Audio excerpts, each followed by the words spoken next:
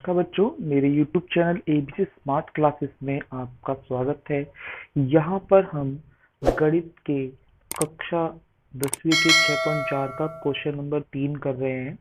यहाँ लिखा है कि आकृति 6.44 में एक ही आधार BC पर दो त्रिभुज ABC और DBC बने हुए हैं। यदि AD BC को O पर प्रतिच्छेद करे तो दर्शाइए कि एरिया ABC अपॉन में एरिया DBC बराबर है AO अपॉन में DO के। तो बेटा आपको इस क्वेश्चन के अंदर ये प्रूफ करना है कि ये वाला जो ट्रायंगल है और ये वाला जो ट्रायंगल है, इनकी जो बीच की रेखा है उसके बराबर है या नहीं है। ठीक है, तो इसके अंदर हम सबसे पहले रचना करेंगे कि यहाँ से लंब डालेंगे एक तो इस तरीके से और एक यहाँ से लंब डालेंगे इस पर। फुट्टे के बस आप खींचोगे तो आपको पता चल जाएगा लंब किस तरीके से डाला गया है। इसका नाम रख लेंगे हम AE और इसका नाम रख लेंगे हम DF। ठीक है, तो बेटा आपने यह रचना तो कर ली है और रचना करने के बाद जैसे ही आपने रचना करी है तो ये आपके दो ट्रायंगल बन के आ गए, एक ये और एक ये। मुझे कैसे ना कैसे करके इसको समरूप करना है।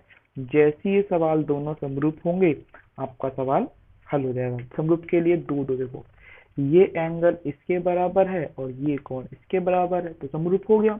इसका मतलब ये बटे में ये बटे में ये और ये बटे में ये हो जाएगा। उसके बाद इस ट्रायंगल की बात करते हैं तो ये ट्रायंगल भी आपस में बटे में हो जाएगा। चलो अब सीधे क्वेश्चन पे आ जाते हैं।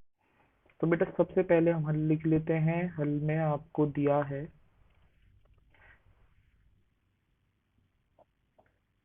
एक आधार BC पर दो त्रिभुज ABC और DBC है। ठीक है, सिद्ध क्या करना है? सिद्ध करना है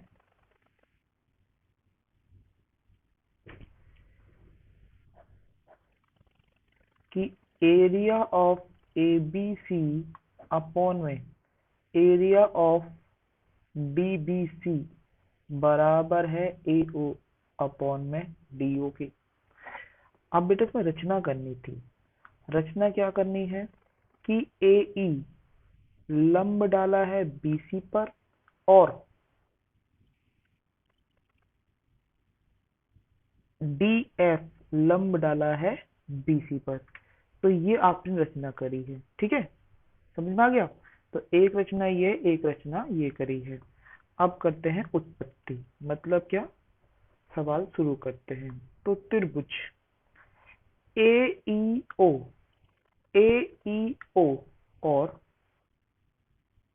त्रिभुज DFO में एंगल E बराबर है एंगल F के। क्यों भाई? दोनों लंब हैं, मतलब 90 डिग्री के हैं। और एंगल AOE बराबर है एंगल FOD के। क्यों? शीर्षा भिमुख कोण।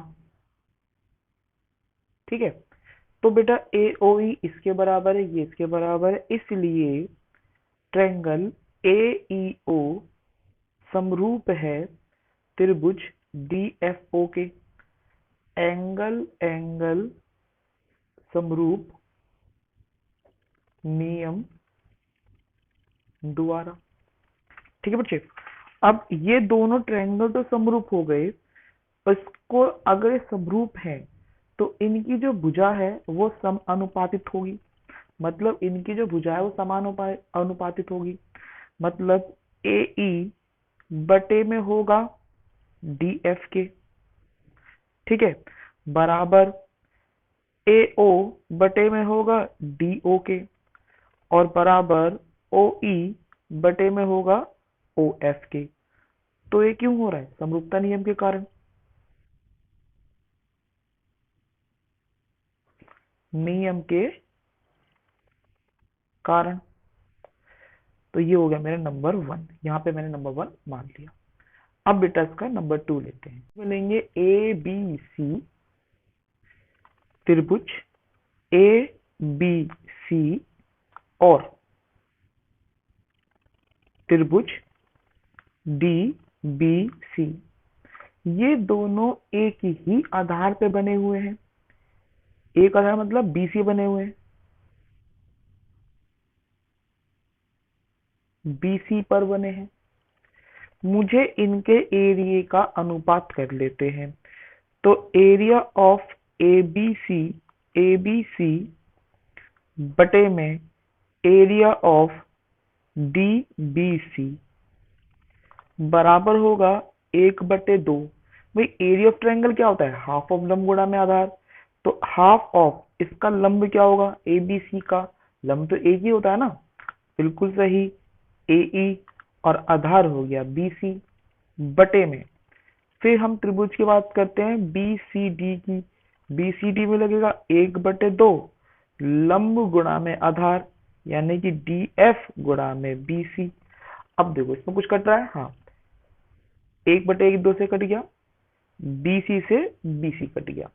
तो मेरे पास क्या बचा? मेरे पास बचा एरिया ऑफ एबीसी बटे में एरिया ऑफ डीबीसी बराबर है एई अपॉन में डीएफ। अब देखो एई अपॉन में डीएफ, एई अपॉन में डीएफ किसके बराबर है? एओ अपॉन में डीओ के और ओई अपॉन में ओएफ के।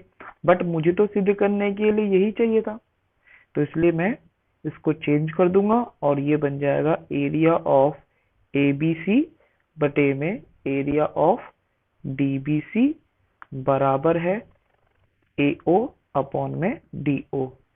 समीकरण 1 से, ठीक है, ये रहा समीकरण 1। तो क्या प्रूफ हो गया? हाँ, यही हमें प्रूफ करना था। आई होप आपको ये सवाल समझ में आया होगा। 2 पार्ट थे, पहले इन दोनों को समरूप प्रूफ करना था और उसके बाद इन दोनों त्रिभुज का क्षेत्रफल लगाना था, हाफ गुणा लंब गुणा में आधार के। तो ये यहाँ से लेकर यहाँ तक आप कॉपी कर लीजिए, ये वाला पार्ट है, ठीक है। और अगर आपको वीडियो समझ में आए तो प्लीज लाइक और शेयर जरूर कर दें, ठीक है। बाय।